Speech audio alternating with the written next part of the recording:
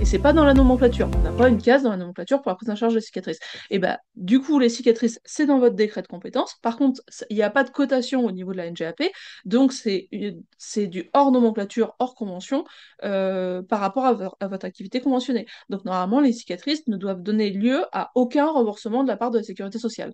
Et je sais que c'est pas juste, je sais que pour nos patientes qui ont un cancer du sein ou autre, c'est pas normal.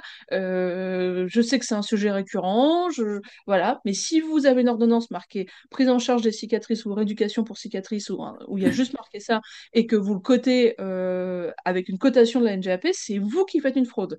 Donc après, on sait bien que pour les cicatrices, on peut demander au médecin de changer l'ordonnance. Et par exemple, je sais pas, dans le cas d'un cancer du sein, au lieu de demander prise en charge de la cicatrice, on va demander rééducation du membre supérieur. Je veux dire, ça, c'est là, ça rentrera. Rééducation du membre supérieur, vous le cotez, bah, la cotation du membre supérieur. Et dans ce cadre-là, vous allez faire la cicatrice, puisque la cicatrice gênerait sur le mouvement du membre supérieur à cause des adhérences. Là, vous le justifiez dans votre bilan que vous allez vous attaquer aux cicatrices, et il y a une ordonnance, et il y a une prise en charge sécu, parce que la prise en charge, elle est sur la rééducation du membre supérieur.